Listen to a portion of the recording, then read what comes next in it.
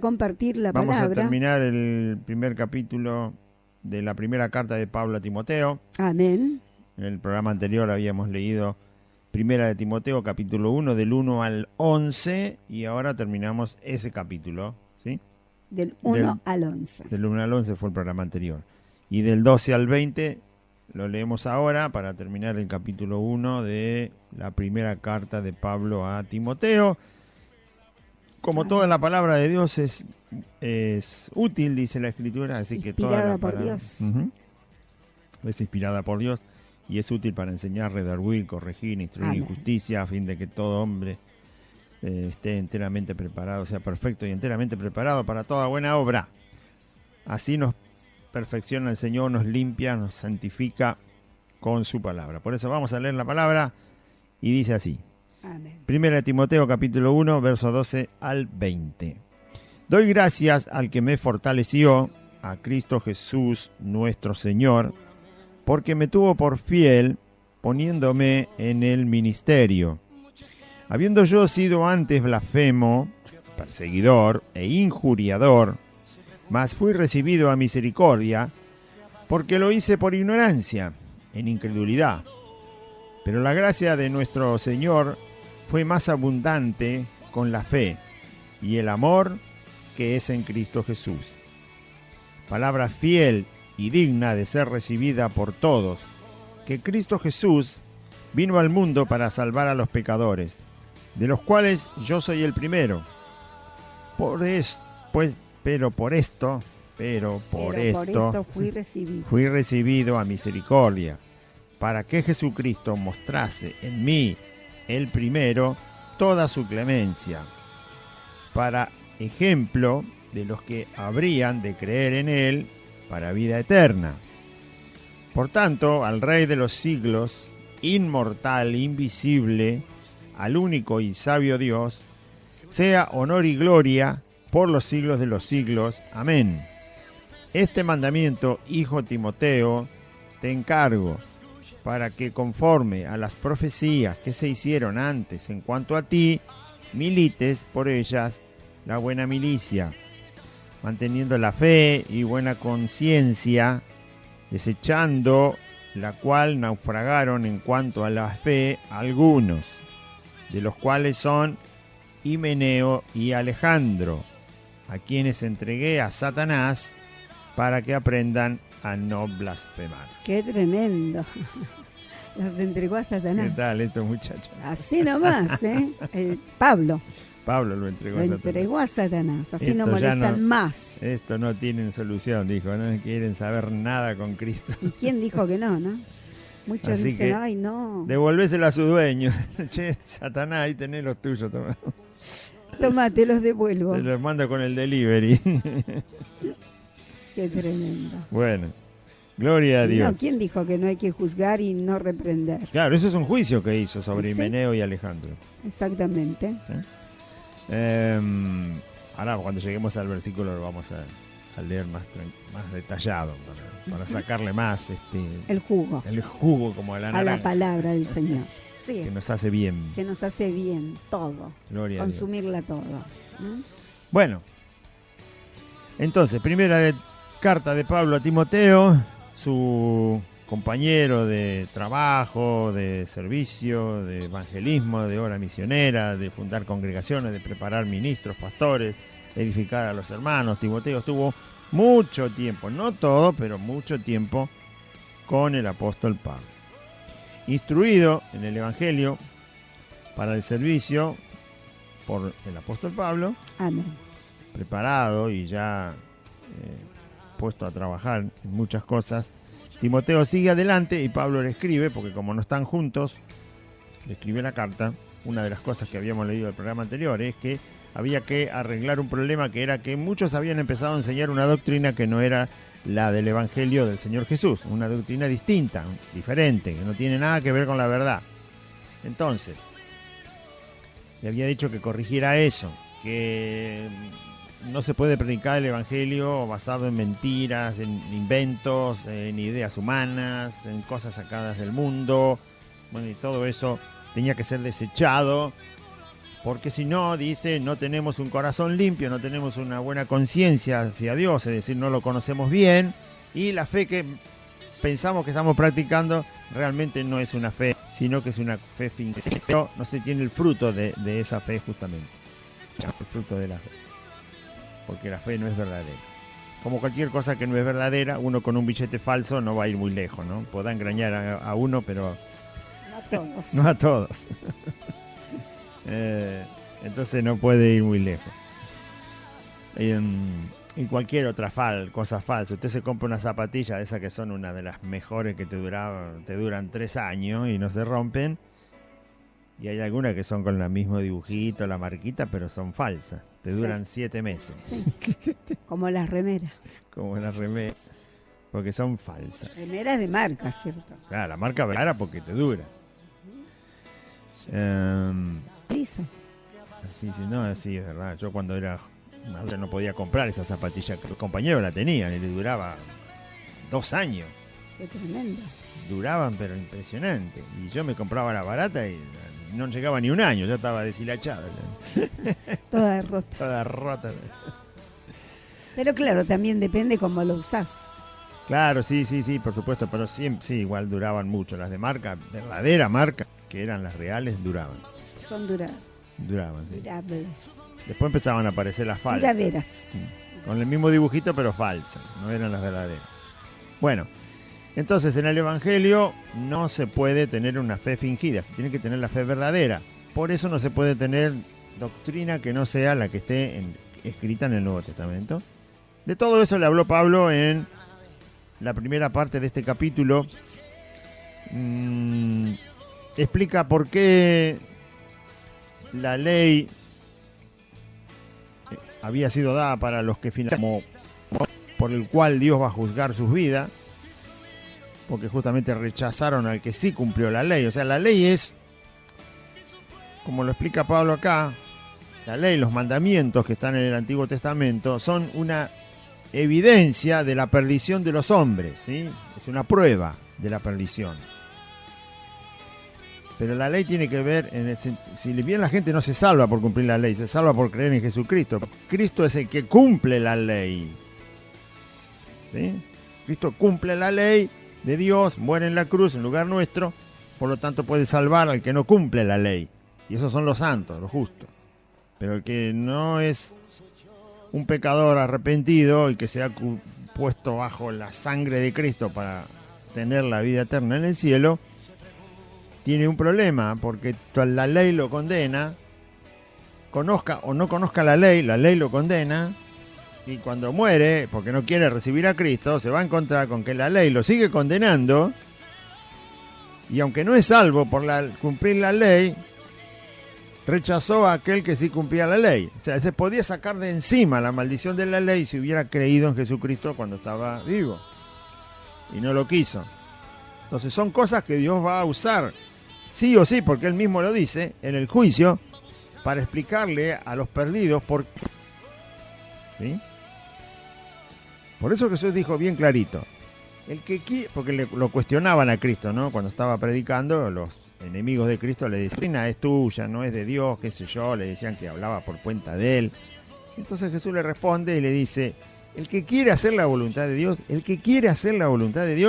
va a saber si mi doctrina es, y yo hablo por mi propia cuenta. Se refería a que ellos lo acusaban de tener una doctrina que no tenía nada que ver con Dios, sino una doctrina humana. Y Jesús dijo, el que quiera hacer la voluntad de Dios sabrá si mi doctrina es de Dios o si hablo por mi propia cuenta. Cuando uno rechaza la palabra de Dios, está rechazando a Dios. Dijo eso. Si la persona ama la voluntad de Dios, si quiere hacer la voluntad de Dios, aún sin conocer demasiado a Dios, pero tiene el deseo, entonces cuando escuche mi doctrina se va a dar cuenta que Dios, al aceptar esa doctrina que es de Dios y la está escuchando, está aceptando a Dios.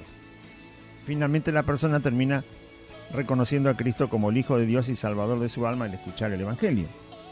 Porque en su corazón está el deseo de la voluntad de Dios. Aunque, bueno, como contó Aide en el testimonio, ¿no? sea, no entiendo nada, pero esta es la palabra de Dios, esto me tiene que cuidar, esto de alguna manera me tiene que proteger. Hay algo acá que yo quiero y aunque no lo entiendo, yo sé que es lo que necesito. Es el deseo de tener, como cuando uno tiene frío, quiere un abrigo. Es el deseo de tener algo que se necesita. En este caso es la palabra de Dios. Por eso los que rechazan a Dios también rechazan sus mandamientos. Siempre van a rechazar sus mandamientos y su palabra. Llegado el día del juicio, ahí van a estar los mandamientos para que la persona que vaya a la condenación entienda que rechazó a Dios, rechazando también sus mandamientos, rechazando también su palabra y rechazando también a su Hijo Jesucristo. Amén, que es la palabra de Dios viva, hecha carne, y que es el mandamiento absolutamente cumplido de parte de Cristo a favor de los hombres. Bueno, de eso hablaba el capítulo al principio. Ahora sigue hablando el apóstol Pablo.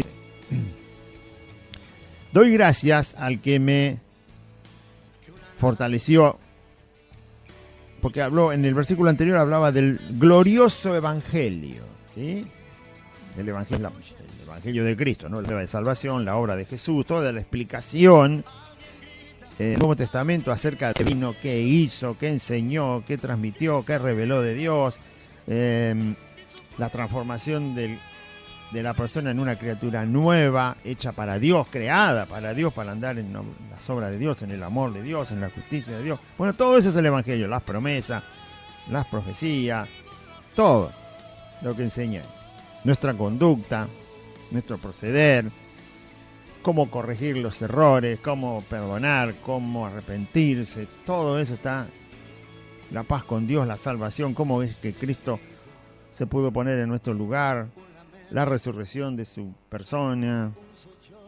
Bueno, todo eso es el evangelio, en lo cual debemos meditar día y noche, todo el tiempo, porque no es una cuestión de 2 más 2 son 4. Si fuera 2 más 2 son 4, lo aprendemos y nos vamos a casa. Pero el evangelio es mucho más que eso. Es poder de Dios para salvación. Y hablando del evangelio, dice el glorioso evangelio de su... Eso a él, Cristo, cuando se convierte a Dios, porque él era enemigo del camino del evangelio, pero se convierte, no cuenta ahora su testimonio, pero sí cuenta lo que ocurrió, ¿sí?, con su persona. Y cómo esto sirve de ejemplo a cualquier hijo de Dios que quiera estar en el camino del Señor, porque es parte de lo que Cristo mismo hace, sigue haciendo, convirtiendo las almas. ¿Sí? Como Dios sigue haciendo estas cosas, porque Dios no cambia, es interesante, es importante y es necesario que nosotros tengamos en la palabra de Dios revelada este proceder de Dios, porque cuando usted dice yo hago la voluntad de Dios, quiere decir que la conoce. Bueno, si la conoce, también tiene que conocer esta parte, porque esto es lo que Dios hace. Yo estoy sentado, pero si yo me quiero parar, un momento, lo que voy a hacer es hacer mi voluntad, ¿o no? ¿Sí? Bueno, como no me quiero parar, me voy a quedar sentado. Pero si yo me quisiera parar, estaría haciendo mi voluntad. Entonces, hay de que me está mirando del otro lado y dice, se paró Claudio. Claudio se paró de la silla, ¿sí? Se puso en pie. Claro, porque te veo. Bueno, cuando ella dice, Claudio se puso en pie, lo que está diciendo es que yo hice parte de mi voluntad. Pablo está diciendo lo que Jesús hizo con él. Si Pablo está explicando lo que Jesús hizo con él, lo que Pablo está diciendo es lo que es la voluntad de Dios, porque Dios lo hizo con él. Y lo va a seguir haciendo porque Dios sigue siendo el mismo. Lo hizo con un pecador, enemigo del evangelio. Entonces yo, cuando leo lo que Cristo hizo con Pablo, lo que estoy leyendo es lo que es la voluntad de Dios, que no cambia, la voluntad de Dios no cambia. Entonces, usted dice, yo hago la voluntad de Dios. Bueno, aprenda conmigo esta parte del libro de Timoteo, porque si usted aprende junto conmigo, porque yo también tengo que aprender, que esto es lo que está en el corazón de Dios. ¿Quién no quiere ver el corazón de Dios? ¿Quién conocerá, dice, el Espíritu de Jehová? ¿Sí? Solo los que creen. Ah, que lo Por buscan. Por eso el Espíritu Santo, que es el que escudriña, el que puede dar a conocer el corazón de Dios, dice que nos dio a conocer parte del corazón de Dios, parte de su voluntad, lo que Él hace, lo que quiere hacer y también lo que hace. Entonces yo entiendo después la voluntad de Dios. Y es más fácil que después la pueda poner por obra, porque si no la entiendo, si no la conozco, si no la leo, si no hay un ejemplo, si no hay un testimonio, en este caso, de qué fue lo que hizo con él, ¿cómo voy yo a saber parte de esa gran voluntad de Dios? Gran porque es infinitamente inescrutable, enorme, pero sí hay parte que nos corresponde a nosotros, por eso Dios me la transmitió en su palabra. Bueno, si usted quiere hacer la voluntad de Dios, como quiero hacer yo, como quiere hacer la idea, como quieren hacer los creyentes, conozcamos esa voluntad, porque si no, no pasa nada. Como dice el dicho, ¿no? Se me pasó el tren, como dice. Claro. Se me fue el tren. Sí, se perdió el tren. Y usted se quedó sin nada. Bueno, ¿qué dice Pablo? Doy gracias, hablando del evangelio glorioso que le fue dado para compartir. Doy gracias al que me fortaleció, verso 12. A Cristo Jesús nuestro Señor. ¿Quién lo fortaleció a Pablo? Cristo Jesús nuestro Señor. Porque me tuvo por fiel, poniéndome en el ministerio. Cuando yo leí esto de que le daba gracias a Dios, a Cristo Jesús, él se encontró con Cristo directamente, ¿sí? Cuando él iba a Damasco a arrestar a los cristianos, el que se le aparece es Cristo, porque el mismo Jesús se lo dice, ¿no? Cristo resucitado le habla. Lo deja ciego, primero ve una luz impresionante que por supuesto lo deja ciego, no sé si iba en burro, en mula, en caballo, o en un camello, no sé en qué iba, podía ir en camello también. Se usaba mucho el camello en aquella época ya. El caso es que se cae al suelo, queda ciego y escucha que le habla el Señor. Y el Señor se identifica, cuando él pregunta quién era, le dice que era Jesús. Yo soy Jesús a quien tú persigues, y el Señor le sigue hablando. Bueno, él se encuentra con Cristo directamente. Y dice que le da gracias al que lo fortaleció, a Cristo Jesús nuestro Señor. Y si usted se acuerda cuando fue salvo, el día que realmente se entregó a Cristo, Pablo también se acuerda del día en que recibió a Cristo. Cuando nosotros nos encontramos con el Señor de verdad, ¿sí? Cuando de verdad nos encontramos con Cristo, exactamente lo que Pablo dice acá, que le da gracias a Cristo porque lo fortaleció. ¿Porque lo fortaleció para qué? Bueno, él está hablando del momento en que se encuentra con Cristo. Lo fortaleció toda su vida. Pero cuando nosotros nos encontramos con el Señor, que no conocíamos al Señor, no sabíamos quién era, no sabíamos su poder, su capacidad de llegar a nuestro corazón, a lo profundo. Cuando uno se convierte, realmente necesita que Dios lo sostenga, ¿sí? Porque está pasando de muerte a vida. Está ocurriendo una experiencia que es espiritual, que tiene que ver con el reino espiritual y que uno no la puede manejar con las manos, no la puede ver. Por lo tanto, el alma está resucitando, está reviviendo y el espíritu está recibiendo vida, el espíritu muerto que teníamos nosotros. Pablo realmente necesitó ser fortalecido por Dios cuando se encontró con Cristo. Por eso lo nombra a él, a Cristo Jesús nuestro Señor, porque se encontró con él. No pone la palabra Dios, sino pone la palabra Cristo Jesús. Se encontró con el Salvador. Así nosotros también, el día que nos encontramos con Cristo, fuimos fortalecidos por el Señor. Porque si no, nuestro corazón explotaba, ¿no? Sí. Si no nos fortalecía el Señor, es una experiencia que el cuerpo humano no la conoce. No es como ponerte abajo la ducha todos los días, ya sabés lo que es eso, pero cualquiera lo sabe, está preparado, ¿no? Pero llegar a la conversión y a que el Espíritu Santo venga a nuestro corazón porque nos arrepentimos y recibimos por la fe a Cristo es una experiencia que no la conocíamos, no sabíamos.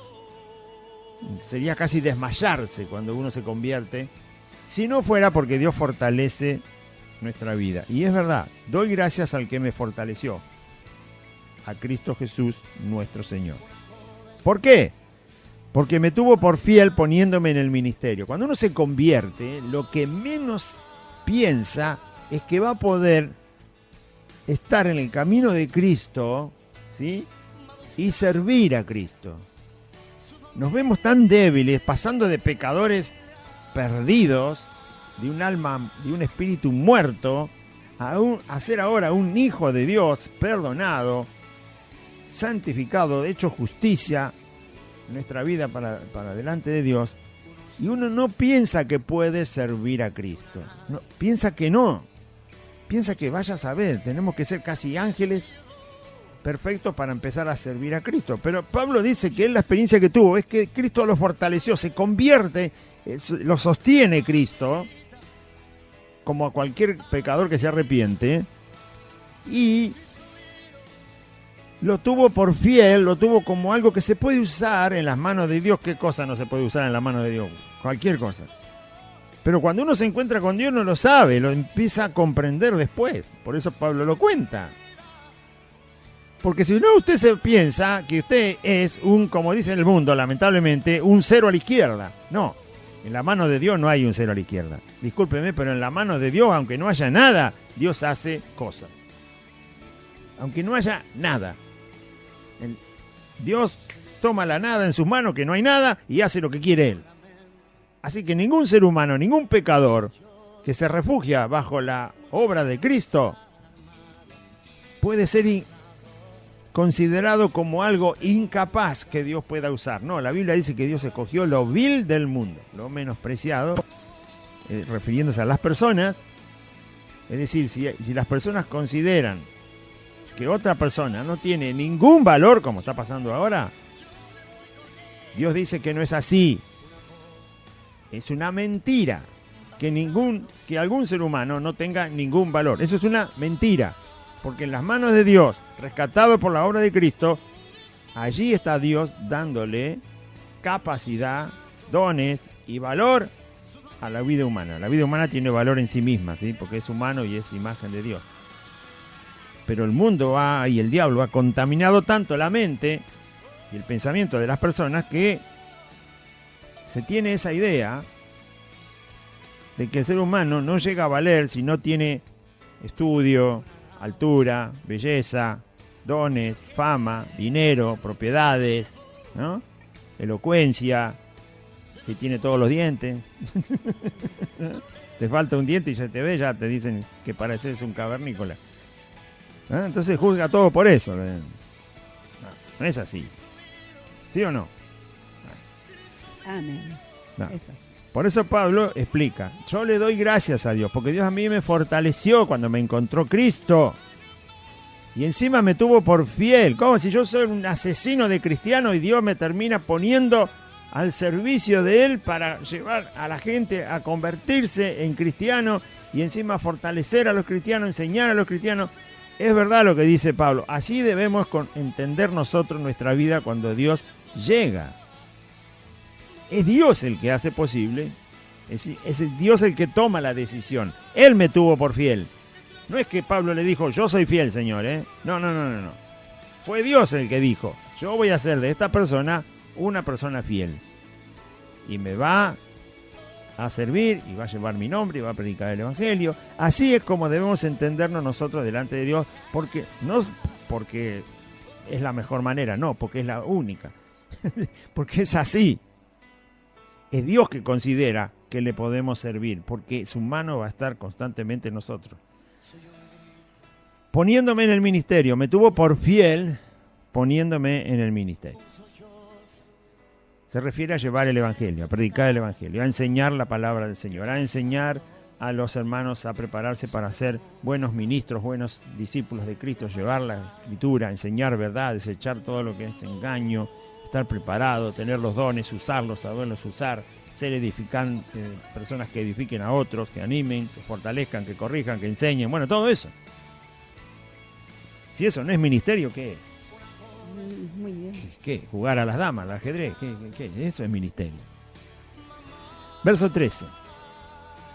Explica la situación en la cual lo encontró el Señor. Habiendo yo sido antes blasfemo, mire qué lindo muchacho. Insultaba a Dios todo el tiempo. No con la boca, sino con las cosas que contrarias a Cristo. Cuando él persiguió a la persona de Cristo, a los discípulos de Cristo, a los cristianos de ese momento, se transformó en un blasfemo. ¿Sí? Porque estaba haciendo cosas que ensucian el nombre de Dios y lo que Dios había hecho a través de Cristo. No lo estaba respetando. Yo fui antes fui blasfemo, fui perseguidor, es decir, en el sentido contrario. En sentido contrario, o por lo menos alcanzando al que va en un sentido para frenarlo, eso también es perseguidor. Y también injuriador, es decir, que decía mentiras, que era engañoso Pablo. Es decir, así lo encontró Cristo. No hay problema, dijo Cristo, yo lo voy a cambiar. O sea, Dios quiere cambiar al blasfemo, al injuriador, al perseguidor, sí que lo quiere cambiar. Claro, esa es la voluntad de Cristo. Así que si nosotros nos encontramos con este tipo de personas, que también fuimos nosotros, entendemos que la voluntad de Dios es, y el poder que Dios tiene es para cambiarlo, para transformarlo. No es para llenarle los bolsillos de plata, como dicen los mentirosos, los predicadores de la prosperidad, mentirosos de estos tiempos. Dios te quiere levantar. Bueno, que no me lleve muy alto porque voy a reventar como un globo, ¿no? No te quiere levantar, ¿qué? De la cama, para que no seas un dormilón, te quiere levantar. ¿A dónde así te dicen los mentirosos? Dios te va a poner en alto. Claro, usan pasajes de la Biblia, lo tuercen y te dicen el águila. Dios te quiere como el águila. Sí, el águila, sí, ya sí. ¿Sabe qué tiene el águila? Sí, el águila vuela muy alto, pero lo más particular que tiene el águila, hay otras aves que vuelan muy alto. Lo particular del águila es que vuela tan alto, que de tan alto que está, puede ver una lauchita que es grande como una aceituna apenas, y esa es la particularidad que tiene el águila. Tiene muy buena vista a pesar de estar muy lejos de lo que está mirando. Eso es una buena cualidad, ¿sí? Para que nosotros podamos conocer a Dios, aunque no lo podemos ver con los ojos. Bueno.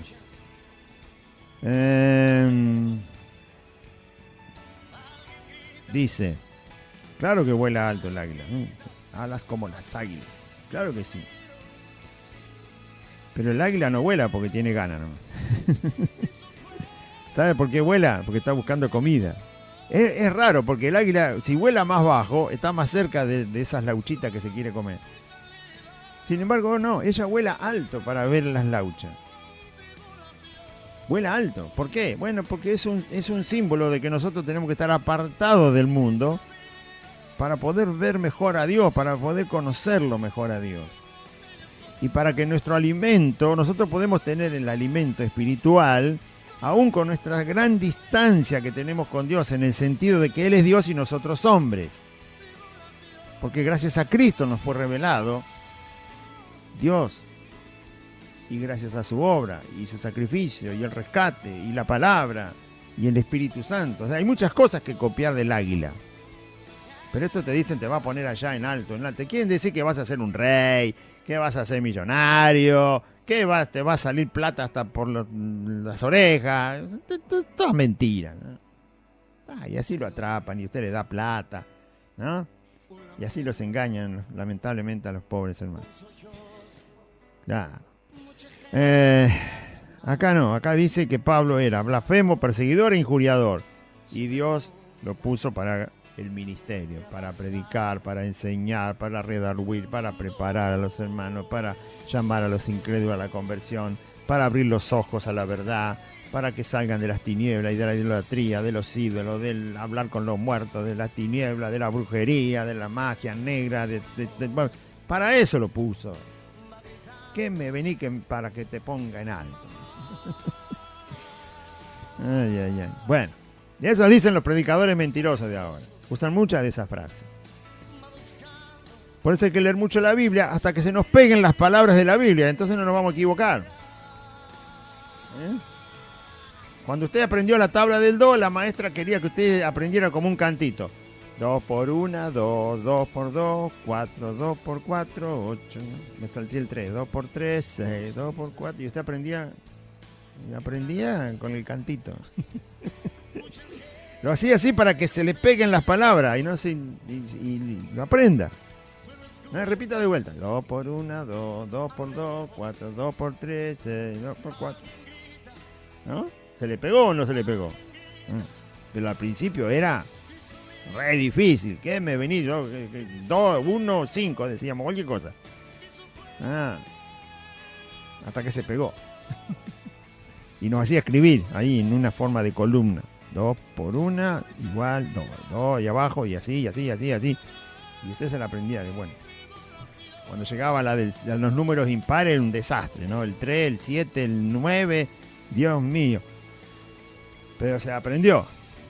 Bueno, tenemos que repetir las palabras que Dios dice en la forma que Dios las dice, dónde las dice, para no andar inventando que el águila es un rey, ¿no? El águila no es un rey, el águila es un águila. Y así cuando te dicen, Dios te va a poner en lo alto como el águila, y usted pregunte, ¿para qué? ¿Para qué me va a poner el alto como el águila? ¿Qué hace el águila? Y el águila está en lo alto. Sí, ya sé, pero que está en lo alto el águila. Pero la Biblia dice, vaya y busquen la Biblia, ¿por qué Dios te va a poner en alto?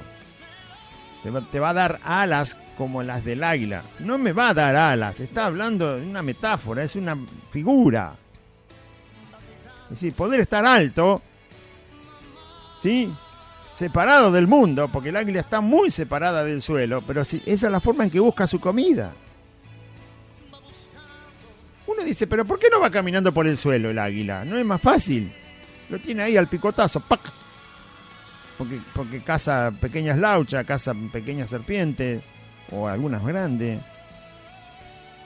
¿Por qué la va a buscar de allá arriba? ¿Por qué va allá arriba? Bueno, Dios hizo así al águila y la puso como ejemplo. Porque si yo quiero tener la vida abundante, tengo que estar separado del mundo. Lo más que se pueda. Lo más que me fortalezca Dios para yo separarme del mundo. Por eso el águila se separa del suelo. Tiene buena vista. Si está en el suelo también ve bien. No tiene problema con sus ojos. No, el problema no son los ojos del águila. El problema es que Dios la hizo así para ponerla después de ejemplo para nosotros. Ella se separa del suelo e igual vive, encuentra su comida. Y nosotros separados del mundo tenemos la vida abundancia. ¿Entendió? Si caminamos haciendo todas las cosas que hace el mundo, la vida abundante no la tenemos. Así también una serpiente escondida podría atrapar y morder a un águila si anda por el suelo. Y si le inyecta veneno y el águila se muere. Entonces el águila dice, como tengo buenos ojos, me voy bien arriba, acá no me agarra ni la serpiente, ni las víboras, ni un jabalí, ni nadie. Tranquilita, me busco y cuando lo encuentro ya me voy. Lo agarra con los pies y se lo come. ¿El cable se mueve? Bueno, ahí. Seguimos entonces. Pablo fue blasfemo, perseguidor, injuriador, pero fue recibido a misericordia. Sí, Dios no le importó eso. Mi hijo Jesús murió y puede borrar todo eso. Así que lo recibió con misericordia al apóstol Pablo cuando se convirtió, porque lo hice por ignorancia, en incredulidad. Él estaba en incredulidad, todavía no había creído y además ignoraba quién era Jesucristo, ignoraba lo que había hecho Jesús en la cruz pagando los pecados de todos los hombres. Por lo tanto, su condición no la tomó en cuenta Dios. ¿Sí? Dios va a buscar al pecador. ¿Está esperando que el pecador sea un angelito? No, lo va a buscar y no lo toma en cuenta porque lo va a ir a buscar para salvarlo. Para poner la sangre de su hijo sobre su vida. Porque si no, nosotros no le predicaríamos a la gente. ¿Por qué es importante esto? Porque puede ser que Dios me ponga a predicarle a un asesino, a un violador, a un secuestrador, a un engañador, estafador, a un corrupto, a personas de lo peor que hay en el mundo. Entonces yo no le predico a uno que tiene una religión falsa, a un sectario. Entonces Estoy hablando de los que nunca escucharon el Evangelio, ¿no? Porque hay algunos que lo escucharon y son así igual, pero bueno, porque son falsos. Estoy hablando del que nunca lo escuchó. Entonces, si no fuera Dios así, si la voluntad de Dios no fuera así, si no fuera como Pablo lo está explicando que le pasó a él y que le va a pasar a cualquier pecador que Dios vaya a rescatar, entonces yo no sabría a quién predicarle. Ya tendría un problema. Jesús me dice, anda a predicar, y yo le digo, no sé a quién. Como el programa anterior que Jesús le dijo, amá a tu prójimo, y el otro le dijo, y no sé quién es mi prójimo. Entonces Jesús me manda a predicar y yo no sé a quién. No, pero la Biblia dice que sea como sea que esté el pecador, se le tiene que llevar el Evangelio y Dios se va a encargar de recibirlo a misericordia. Es decir, ¿se arrepiente? Bueno, ahí está mi misericordia y yo lo tomo. ¿Por qué? Porque el pecador está en ignorancia y está en incredulidad. Entonces la misericordia de Dios actúa cuando se le predica el Evangelio, se le da a conocer a la persona de Jesucristo el Salvador, la obra de la cruz. Y entonces ahí la persona, si cree, es recibido a misericordia. Si no cree, todavía sigue con su vida. Pero Dios es esa parte de su voluntad. ¿Amén? Por eso no podemos nosotros elegir a quién predicarle. No, en cuanto se da la oportunidad, la persona que se le empieza a hablar y quiere escuchar el Evangelio, se le predica. Y si no quiere escuchar y se va, bueno, se vaya. Pero la elección, no podemos hacer nosotros elección de predicar este sí, este no. ¿Quién necesita el Evangelio? Todos los que no son verdaderos hijos de Dios necesitan el Evangelio. Todos. Alto, bajo, chino, rubio, enfermo, sano, moribundo, rico, pobre, quien sea. En la cárcel, afuera de la cárcel, donde sea. Menos los muertos. Todos los demás necesitan el Evangelio si es que no son verdaderos hijos de Dios. Pero la gracia de nuestro Señor, verso 14, fue más abundante con la fe y el amor que es en Cristo Jesús. La gracia de nuestro Señor, o sea, el favor de Dios, la mano de Dios haciendo cosas en nosotros, fue más abundante con la fe. La fe la tiene Pablo. La fe Cristo se la da a la persona y la persona la tiene que usar. Tenemos que usar la fe que el Señor nos da. Él es el autor, es el que la genera, ¿sí? El que le da, el que crea la fe, por así decirlo, o inicia la fe en un corazón, es Cristo. O sea, con la fe y el amor en Cristo Jesús, la gracia de Dios fue abundante, es decir, empezó a recibir un montón de cosas. Lo primero que recibimos nosotros de la gracia de Dios es la salvación en Cristo. Es lo primero. Si no recibimos eso, no podemos recibirla ninguna otra cosa. Y la gracia de Dios empieza a acercarnos su palabra para que recibamos la fe, que todo eso lo hace la gracia de Dios. Oír su palabra, retenerla, recibir la fe por su palabra y por esa fe que su palabra genera en nosotros, recibir a Cristo. Esa es la primera acción de la gracia de Dios en nosotros. Una vez que la fe está en nosotros, ya también tenemos el amor de Cristo en nosotros. Y ahora la gracia de Dios es más abundante. Esto quiere decir que la mano de Dios empieza a hacer más cosas en nosotros. ¿Entiende? Es muy fácil de entender. Es como usted cuando aprendió un oficio o lo que sea. Empezó, era un novato, no sabía nada. Y no sé, le enseñaron a manejar una máquina o a hacer un tejido o a coser o soldar o lo que sea. Le empiezan a enseñar, ese que le está enseñando está usando gracia sobre su vida, ¿sí? Le está enseñando, le está teniendo paciencia, le está acomodando los errores, está tomando tiempo, ¿sí? Explicando, mostrando, qué sé yo. Bueno, todo eso es el que le enseña. Y usted va aprendiendo y entonces en el primer paso aprendió algo. Y entonces como ve que aprende su maestro que le enseña el próximo paso, la próxima cosa. ¿Sí o no? Y a medida que va aprendiendo le enseña más. Bueno, la gracia es abundante. La obra de la mano de Dios en nosotros abunda más cuando ya la fe y el amor están en nosotros. Porque nosotros vemos que la fe hizo algo que ya no sabíamos lo que era la fe. Por eso dice que no debemos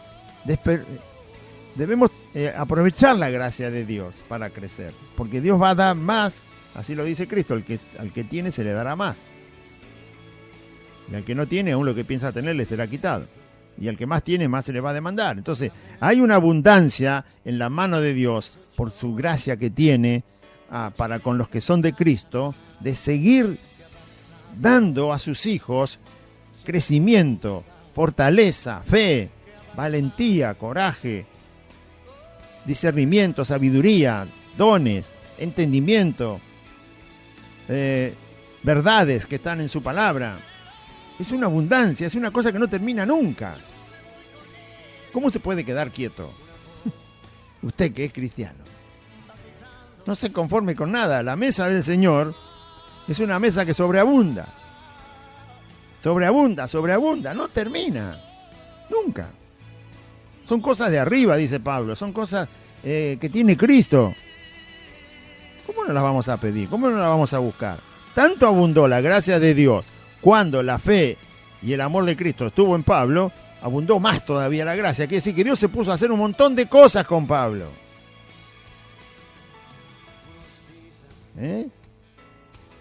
No porque era perfecto, ni porque era mejor que cualquier otro. No, al contrario, él dijo, todo lo que yo era antes es una basura.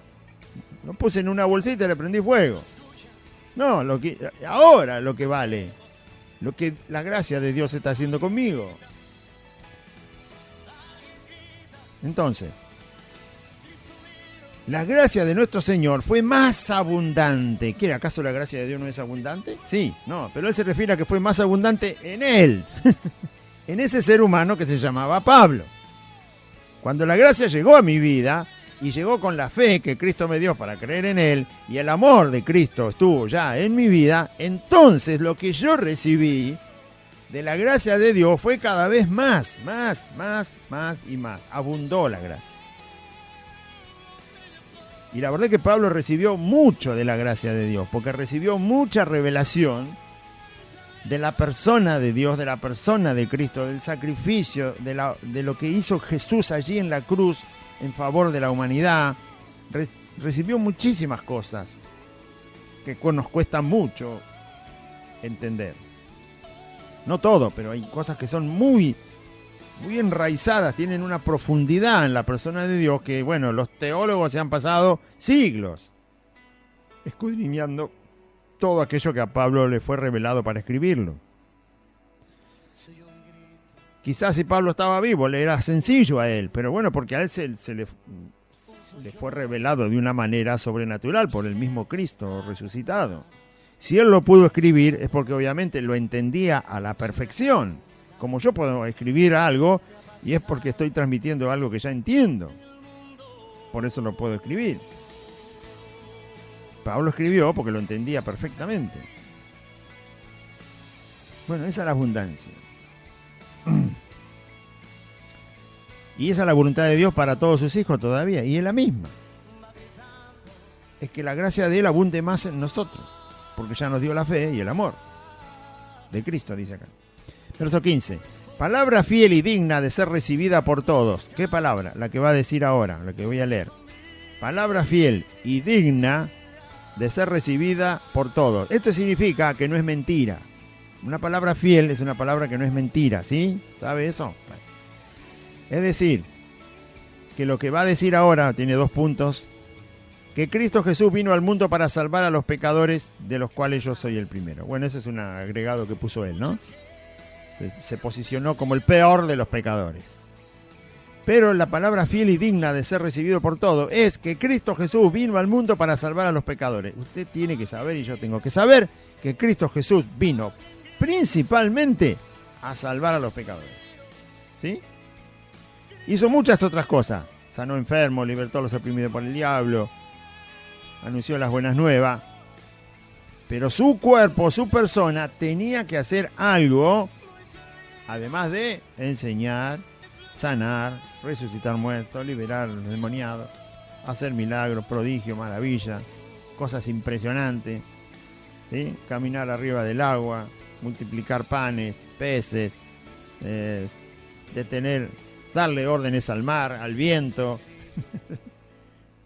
Bueno, además de todo eso que hizo Cristo, había algo que era lo principal para lo cual vino, y era salvar a los pecadores. O sea, morir, derramar sangre, derramar su vida y salvarnos, ¿sí? Y pagar en Él, en su propia vida, en su propio cuerpo, en su propio ser, el castigo y la condenación de todos los hombres, para que cualquiera de los hombres pueda recibir la salvación.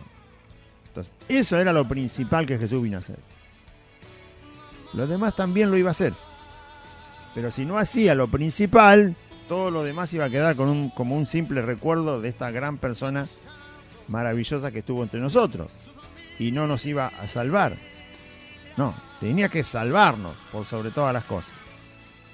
Y luego todo lo demás que Él hizo nos quedó como una vida ejemplar, que puede ser observada, atendida, que puede ser tomada como ejemplo, como fundamento para nuestras acciones, como algo posible. Si usted no sabe que algo es posible, no le va a dedicar tiempo, ¿no? Si es imposible, ¿para qué le va a dedicar tiempo? ¿Qué quiere, cruzar el océano nadando? Es imposible. Ay, por eso no va, ¿vio? Porque si yo le digo, ¿por qué no se va mañana ahí al Río de la Plata y empieza a cruzar hasta que llega a Australia? ¿Sabes cuántos kilómetros hay, no? Debe tener como 18.000 kilómetros nadando por el medio del océano. ¿Por qué no va? Nadando, no con un barquito. No, nadando. ¿Usted sabe nadar? Bueno, vaya a nadar. ¿Sabe por qué no va? Porque no se puede. No se puede ir nadando hasta Australia. Nadie puede. Y no va porque no se puede. Entonces no le dedica tiempo. Por más que sepa nadar, o sea, campeón olímpico, no lo va a hacer. Bueno, si algo es imposible, ¿para qué le vamos a dedicar tiempo? ¿Para qué vamos a gastar tiempo? Fuerza, recursos, no. Pero cuando algo es posible, entonces uno sí le dedica el tiempo. Palabra fiel y digna de ser recibida por todos, que Cristo Jesús vino al mundo para salvar a los pecadores, de los cuales yo soy el primero. Y hablando de esto, de que cuando algo es posible, la vida de Cristo, además de salvarnos, la vida reflejada de Cristo en los evangelios, por quienes vivieron con Él y sus testigos, nos da el ejemplo de que sí es posible. Entonces sí le dedico tiempo. Por eso Cristo también dejó una vida ejemplar, absolutamente perfecta en esta tierra. Fue la única vida perfecta en esta tierra, la de Cristo Jesús, nuestro Señor. Entonces yo observo algo posible, la vida de Cristo en los evangelios. Analizo algo que es posible, la vida de Cristo en los evangelios. Veo, observo, aprendo de algo posible que ocurrió, la vida de Cristo en los evangelios. Entonces sí que vale la pena dedicarle tiempo a la vida de Cristo que está en los evangelios, ¿entiende? Porque ya hubo un ejemplo y ese ejemplo es real. Entonces uno le dedica tiempo. Ahora, si usted me dice, hermano Claudio, ¿sabe qué? Usted está atrasado. Todos los días sale gente nadando del Río de la Plata hasta Australia y cruzan el Atlántico. ¿No se enteró? Bueno, si usted me dice eso, entonces yo mañana voy y empiezo a nadar. Pero ¿sabe qué? Es imposible. Así que le voy a decir a usted que es un absurdo. No voy a dedicar tiempo a eso porque es imposible. Le voy a dedicar tiempo a la vida de Cristo porque es una vida posible. Porque estuvo el ejemplo. Porque fue real. Entonces vale la pena poner los ojos ahí. Pero claro, las congregaciones primero bailan, danzan, ponen carteles, globitos, guirnalda, asado, choripán, traen la pizza, la torta y después dicen, leemos un versículo, hermano, así nos vamos con toda la bendición. ¿Qué bendición? Se van con el colesterol por las nubes. ¿Qué bendición? ¿Ah? ¿Qué bendición si no escudriña la palabra? ¿Qué vida tiene como ejemplo? Pablo dice, yo tengo la de Cristo. Y les puedo decir que vale la pena. tengo la de Cristo como ejemplo, así que imítenme a mí como yo imito a Cristo. Mi modelo de vida lo saqué de Cristo, que es total y absolutamente posible. No a la perfección del 100% por la debilidad humana, pero sí es posible. El carácter, la forma, la verdad, la fidelidad, la fe, todo lo que Dios nos pide es posible, porque si no, ¿para qué me lo pide? ¿Para qué me lo pide Dios si no es posible? ¿Por qué me pide Dios el ejemplo de Cristo en mi vida si es imposible? Si fuera imposible, Dios diría, mirá, es imposible, así que no te molestes. No, me lo pide porque es posible. Por eso Pablo dijo, imiten a Cristo. Yo lo imito al Señor. Esa es la vida que estoy tomando, de ejemplo. Así que se las puedo mostrar. Imítenme a mí como imito a Cristo. No era Él el ejemplo, era Cristo el ejemplo. Entonces, pero Él dice, yo estoy siguiendo el ejemplo de Cristo. Estoy tomando el ejemplo de vida de Cristo. Entonces también les digo que acompañen, ¿sí?, en la fe y tomen ese ejemplo. Bueno, ya se me empezó a molestar el cable. Ahí está. Palabra fiel y digna de ser recibida por todos, que Cristo Jesús vino al mundo para salvar a los pecadores, de los cuales yo soy el primero, decía Pablo, por la forma en que vivía antes de conocer a Cristo y por la claridad que tenía de lo que era el pecado, ¿sí? Tenía tanta claridad, tanta revelación de lo pecaminoso que es el corazón del hombre y de cómo es la humanidad, que entonces dijo, bueno, yo soy casi el ejemplo, el mal ejemplo de lo que es un humano. Y Dios tuvo misericordia de mi vida. Pero por esto fui recibido a misericordia, vuelve a decir en el verso 16, para que Jesucristo mostrase en mí, el primero, toda su clemencia, para ejemplo de los que habrían de creer en Él para vida eterna. Claro, Pablo era una persona perseguidor del Evangelio, contrario al Evangelio, al camino de Cristo, a decir que Cristo era el Hijo de Dios y todo lo que nosotros sabemos. Él era contrario, absolutamente contrario, pero no solo contrario, sino que quería destruir todo eso. No se contentaba con ser contrario. Él quería destruir la predicación del Evangelio, borrarlo de la faz de la tierra. Porque mucha gente hoy es contraria al Evangelio, no quiere creer. Bueno, está bien. Pero no ha llegado todavía a ejercer toda su fuerza y toda su capacidad y recurso para hacer desaparecer la predicación del Evangelio de la faz de la tierra. Todavía no lo han hecho. Satanás quiere hacerlo, por supuesto. El anticristo lo va a querer hacer. Va a tener todas sus herramientas y lo va a intentar. Por supuesto que va a fracasar. Pero bueno, la intención es esa. Borrar por completo la palabra del Evangelio de Cristo a esta humanidad, para que no tenga ni rastro de que hay un Evangelio que habla la verdad. Lo quiere hacer, lo va a querer hacer. Pablo ya lo estaba haciendo. Entonces, era una persona en la cual Dios podía mostrar toda su clemencia, toda su bondad, toda su perdón. Porque en el corazón de Pablo estaba la idea de borrar la verdad de este planeta. Cosa gravísima, ¿sí? Muy grave. Pero Dios dijo, bueno, este me sirve. Yo voy a demostrar el poder que tengo en mis manos tomando una persona como esta. Y ¿sabe qué? Jesús lo tomó en sus manos y lo hizo todo lo contrario. Todo lo contrario fue Pablo. Desde que se convierte.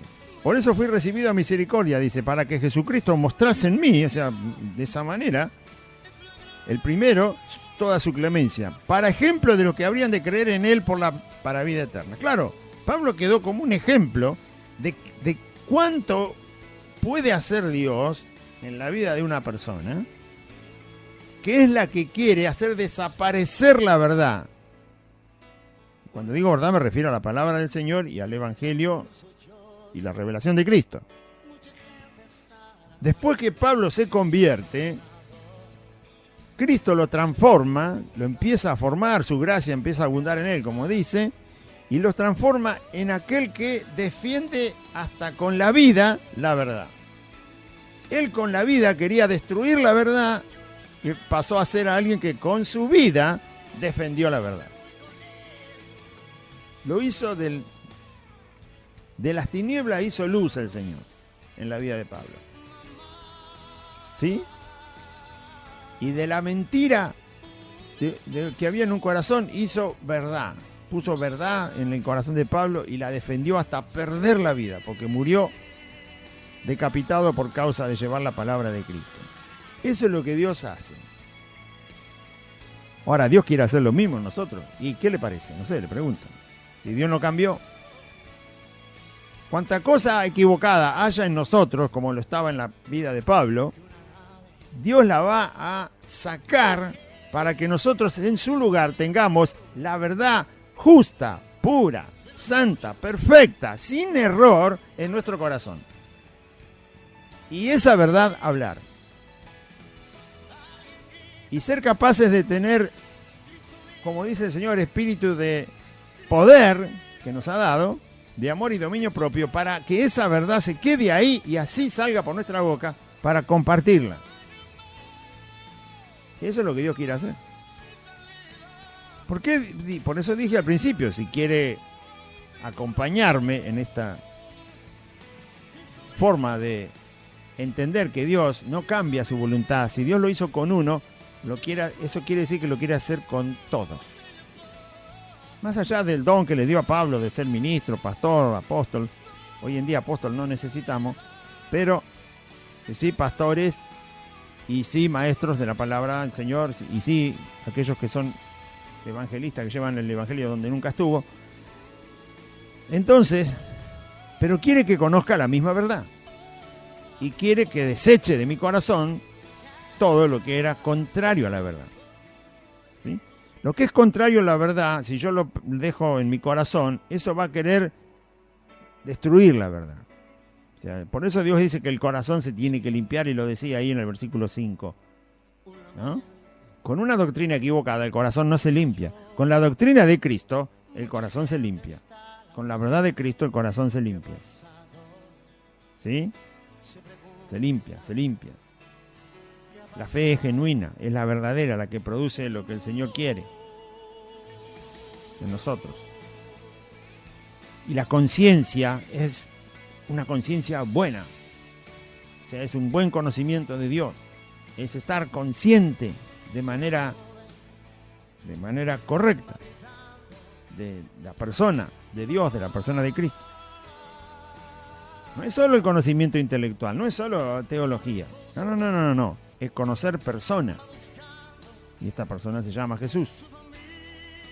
Es conocer la voluntad expresada en palabras, sí, pero de Jesús, que está vivo, que reina, que es soberano. Verso 17. Por tanto, al Rey de los siglos, inmortal, invisible, al único y sabio Dios, sea honor y gloria por los siglos de los siglos. Amén. De los siglos. Amén. Ese es el verso 17. ¿Qué dice ahí? Por tanto ¿qué? Por tanto significa por lo que él está diciendo antes. ¿Sí? Estoy en el versículo 17. Por todo lo que él está expresando acerca de Dios, de la voluntad de Cristo de transformar al pecador en un portador de verdad, de la verdad de Dios y de la verdad de su palabra, y hacer eso a tal punto que uno considere que vale más la verdad revelada de Dios y de Cristo que la vida misma que tenemos, ¿no? Suena un poco imponente, pero es así. Jesús dijo: el que no aborrece hasta su propia vida no puede ser mi discípulo, así que hay que poner en la balanza qué pesa más. ¿Sí? Si la vida propia que tenemos es un regalo de Dios, o el Señor Jesús, y aprender de Él. Entonces,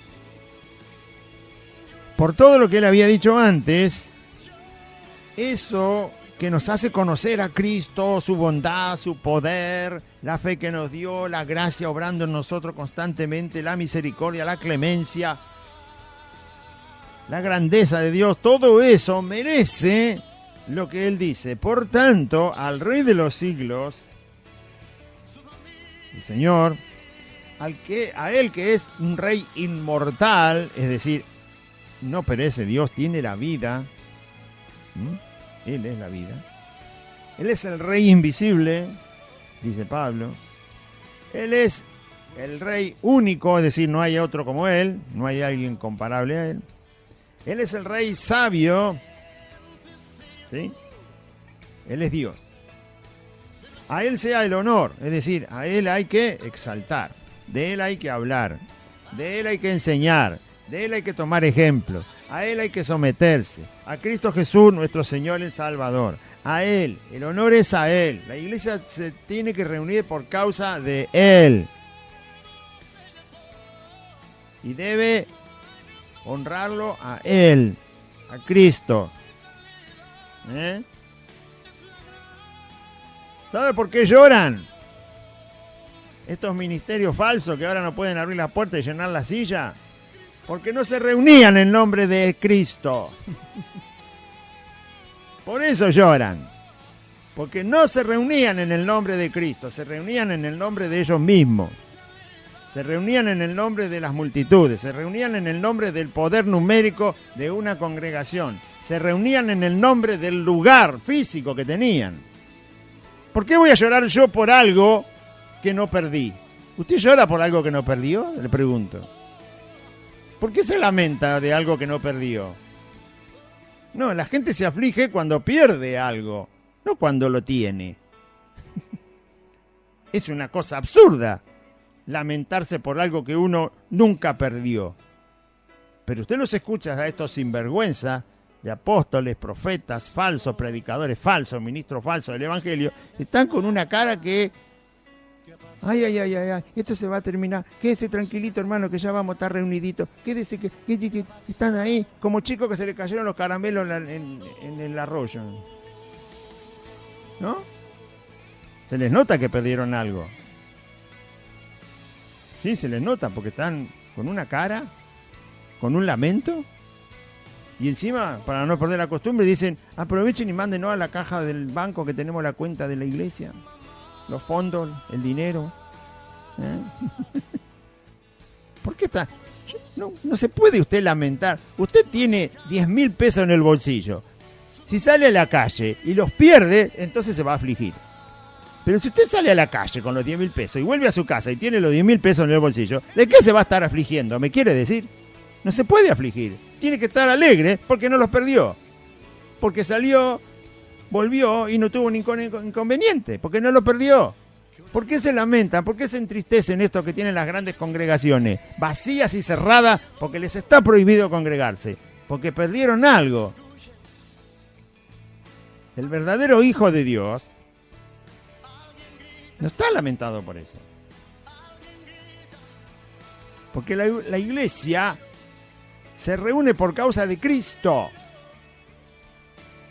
Y si bien eso ahora, el verdadero Hijo de Dios, se lo han prohibido porque no dejan reunir ni siquiera la madre con el hijo, ¿sí? Pero el verdadero cristiano sabe que se reúne por causa de Cristo. Y eso es voluntad de Dios. Y Dios no tiene quien le haga frente a su voluntad. Entonces los cristianos verdaderos no han perdido nada para estar afligiéndose y llorando. No han perdido. No perdieron nada. Porque los verdaderos cristianos no buscan multitudes, no buscan templos, no buscan ser aplaudidos, no buscan ser engrandecidos por los hombres, no buscan los aplausos de los hombres, no buscan ser dueños de las personas y manipular gente. Por lo tanto, nunca perdieron eso porque nunca lo quisieron, porque nunca lo desearon, porque nunca eso es la voluntad de Dios. Por lo tanto, los verdaderos cristianos no están afligidos por eso.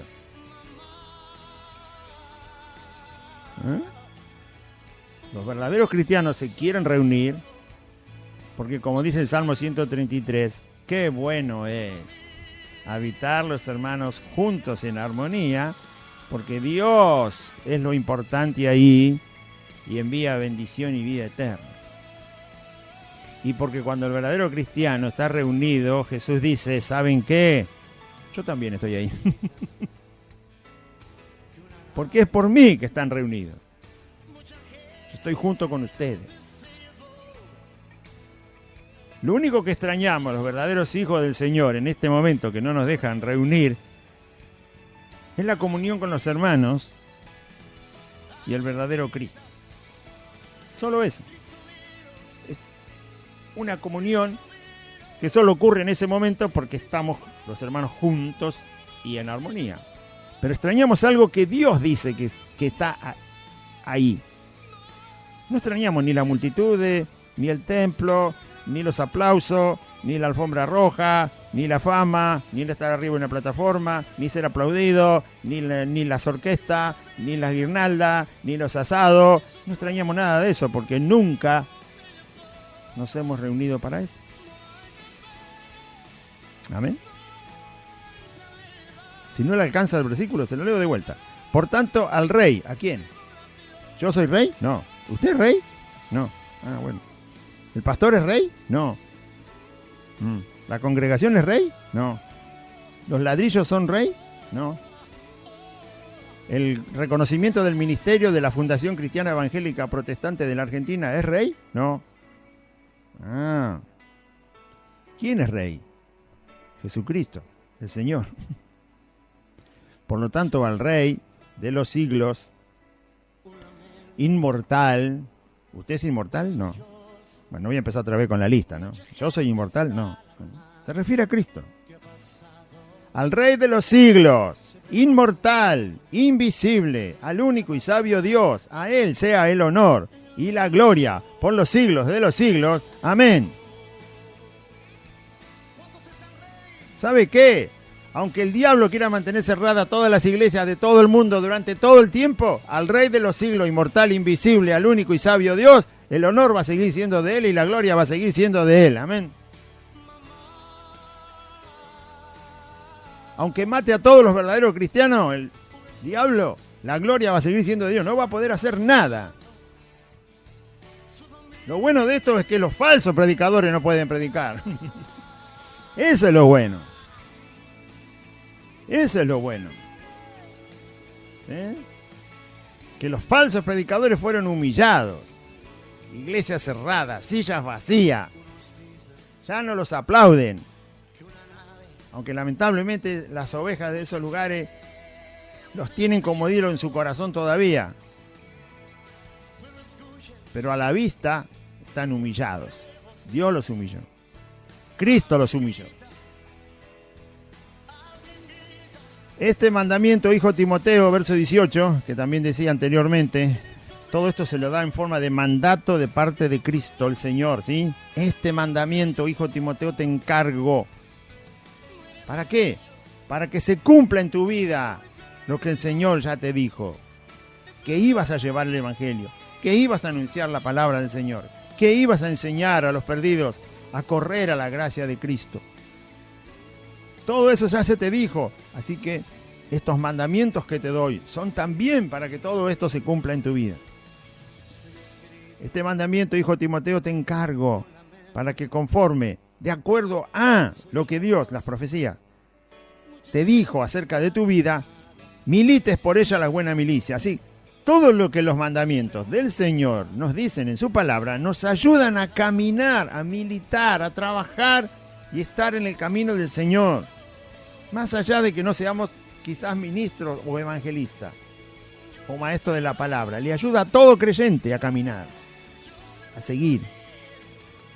Que milites por ella la buena milicia. ¿Cómo voy a servir al Señor no teniendo en cuenta lo que Él me dice? Imposible. Así surgieron los falsos ministros, los falsos predicadores, falsos apóstoles, falsos profetas, falsos hermanos, falsos evangelistas. Surgieron sin tener en cuenta. Pablo le dice, no, tenelo en cuenta. Y lo tenés que tener en cuenta como un mandamiento del Señor. Nada menos. Cada palabra es un mandamiento del Señor. Cada coma. De lo que Dios dice, para mí, es un mandamiento. se debe observar, se debe obedecer. Claro que lleva mucha tarea esto, lleva mucho trabajo, lleva mucha humillación de nuestro corazón, arrepentimiento, pero es un mandamiento. Son las órdenes de Cristo para nosotros, sus hijos.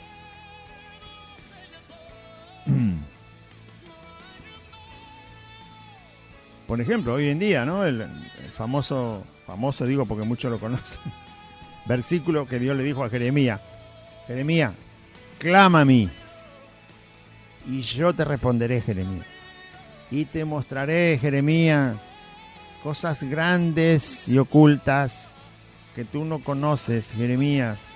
¿Hay algo que no conoce hoy? Hay muchos creyentes que hay cosas que no conocen. Bueno, clama a mí, pídemelo. Yo te voy a enseñar cosas que no conoces. Yo te voy a explicar, yo te voy a hacer entender.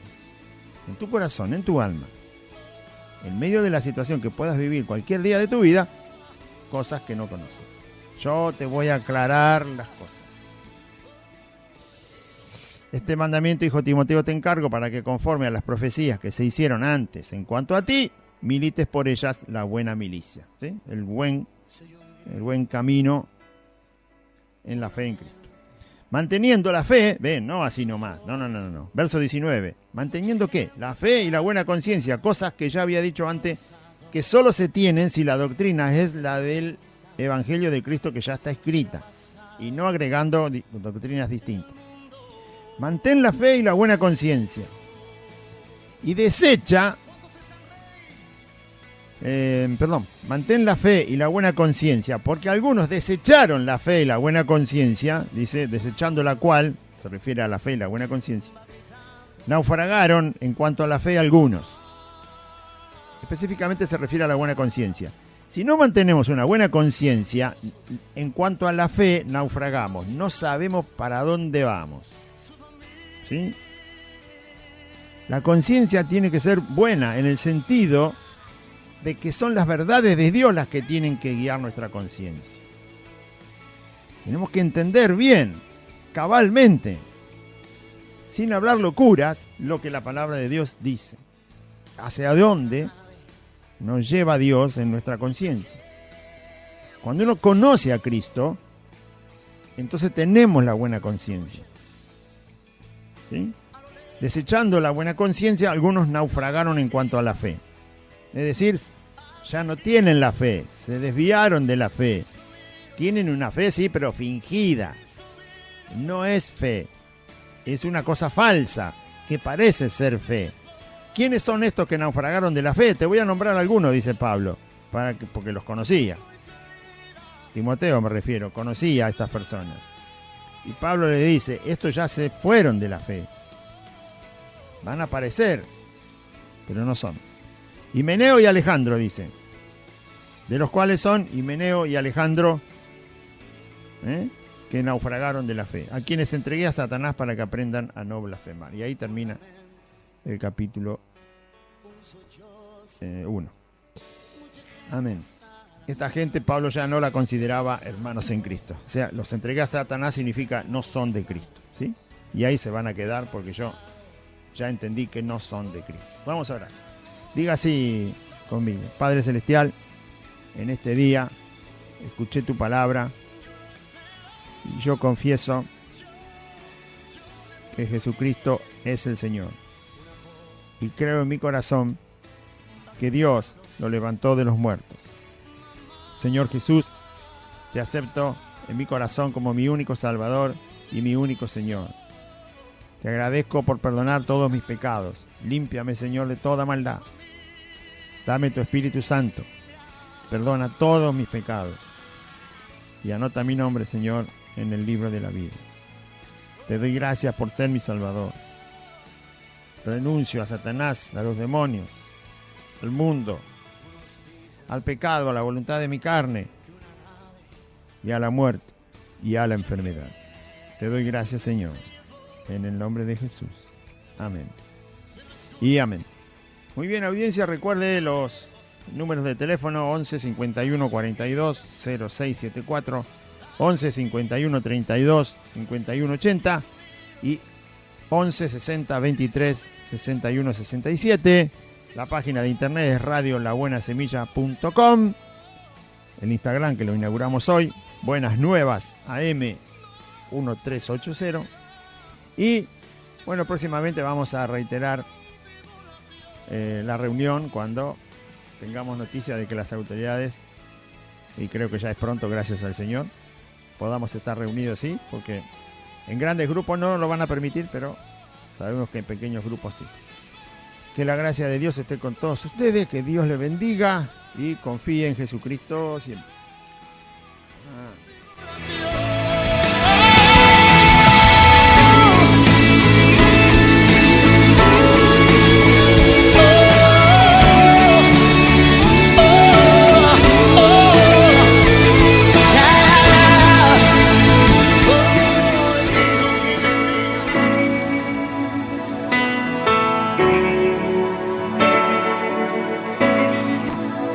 Soy un grito, un lamento, un sollozo. Mucha gente está alarmada. ¿Qué ha pasado? Se preguntan, ¿qué ha pasado?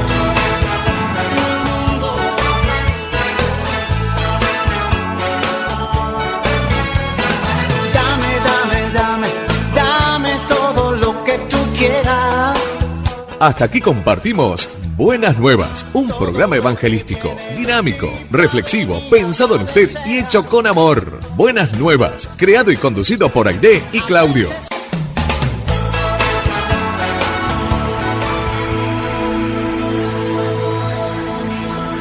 Tú eres el gozo, tú eres mi paz. Tú eres la fuente inagotable.